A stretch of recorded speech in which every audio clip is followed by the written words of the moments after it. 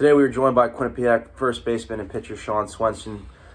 Sean, first 2 weeks in the season, what have you seen from the Quinnipiac baseball squad that kind of tells you what identity this team has? So I think coming off of last year, like the major thing was us trying to find our identity, because last year we were a team with a lot of talent, didn't get a lot of wins, and I think the big question going into the offseason was like why and how did we not win? And then if you go through the course of summer, we lost some key guys in the transfer portal, and Coach Delaney obviously did a great job making up for it. And I think first weekend we really kind of were trying to settle into our identity. You know, we played two tough teams, Iowa and Indiana State, but I feel like for the most part we played a good series. And then coming back into this weekend, we played Maryland Eastern Shore, obviously a team not as talented as Iowa or Indiana State, but I feel like we took care of the business we need to take care of. And I feel like going to those weekends against opponents that you think you might be a little outmatched on the stronger side of things, it's just mainly just taking care of what needs to be taken care of and not trying to do too much, and just being the team that you know you are, and then obviously coming out on top. I feel like that was our mission this weekend, and we did it in 4 games. Yeah, So. No, absolutely. When you talk about taking care of business, and college baseball is weird in the sense that you never know what can happen in a baseball game. But Yeah, absolutely. kind of just talk about how important it was just to kind of get on the board and get those first couple wins of the season, and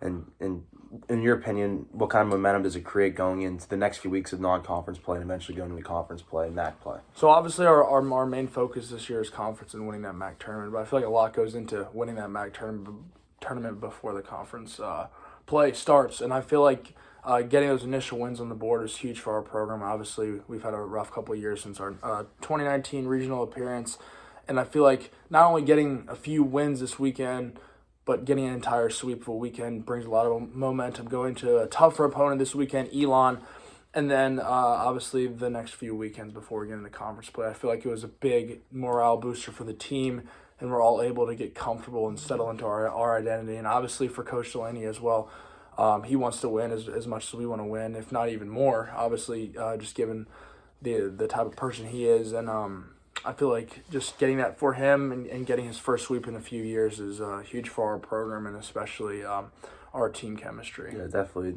a remarkable feat for Quinnipiac to get that first sweep off the board.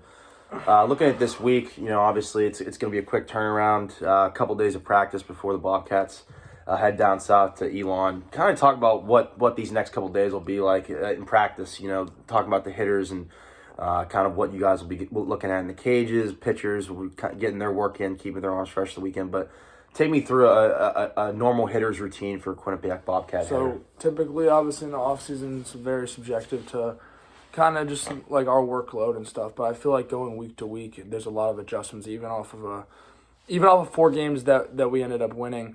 I think there's a lot of adjustments from a hitter's perspective that we can change, and I feel like what we do is we evaluate the weekend, see strengths, see weaknesses, and obviously attack those weaknesses head on, but obviously just making sure we're staying on top of our work. So obviously this weekend we swing a lot better than the first weekend. Obviously there was a difference in the pitchers, but I feel like though the pitchers were considered I wouldn't say worse, because I respect my opponents and I respect the people we play, and even out of conference, but I would say from a pitcher's perspective, despite if a guy's throwing 95 or 100, or if a guy's throwing 85 to 88, I feel like there's adjustments to be made from a hitter's perspective. Like I know I talk to a lot of hitters, and I'm a hitter myself, and I feel like some of the pitchers that throw with slower velocity it's a adjustment in itself. So I feel like this weekend we're going to look at Elon. We have 2 lefties going. We have a Friday lefty and a Sunday lefty. So I feel like a lot of our work is going to be structured around that. They're not hard throwing. Their balls are going to run off the plate. They have good breakers. So I feel like we're going to just work on staying inside the baseball, other way obviously, and just being able to focus on a lefty breaking ball off a machine.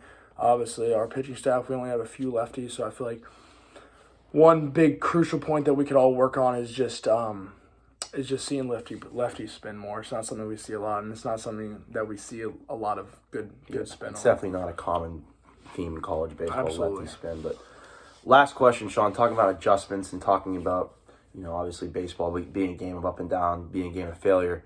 What have you learned the most throughout your career? Obviously, you didn't start Quinnipiac. You started at the University of Charleston, then to Akron, now Quinnipiac. What would you tell anyone that's a baseball fan, observer, objective witness of the game, how to handle failure and how to handle the ups and downs of playing the game of baseball. So I think baseball is it's a lot bigger than the sport. I feel like everyone looks at baseball as, okay, baseball is baseball, right? But I think I talked to you a lot about this. Is baseball is a sport of failure. You fail 70% of the time, and you're considered one of the best players around. So I feel like that translates well to life. So obviously in my career I've had a lot of failure, but I've also had a lot of success, and that failure has allowed me to adjust, like we're talking about, and get me to where I am today. And I feel like what I would tell a younger player is, you can't get low and you can't get too high. You have to stay very even keel, and as hard as it sounds to be not happy, but be okay with having a bad day, or be okay with having a great day. Like, just never being satisfied and always just having a great mindset. And obviously I know a lot of people that are light switch people, and I feel like it's a lot harder to find success in being a light switch person. So for me, like, I'm an oldest child, and I try to be an example for my younger siblings, and I have a younger brother who's coming up trying to get recruited for college baseball. And the biggest thing, like, I would tell him is just enjoy the ride. Like, I can't stress myself out too much, and I feel like as soon as I do, it's when my mind turns into a blender. And I feel like baseball's a very mentally tough sport.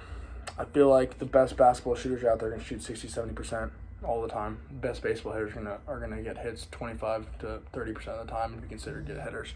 So I feel like that's pretty mentally taxing, especially when you're trying to achieve something great and always be good for a coach that obviously wants to win. It's a lot of pressure on you, and I feel like dealing with that pressure, just understanding the sport that you play in and the situation you're in, and understanding you are capable of things and that you are going to fail as well. Absolutely. It's a game of failure. It's a game of ups and downs, but that's all the time we have for today. Thank you, Sean, for the time. Thanks.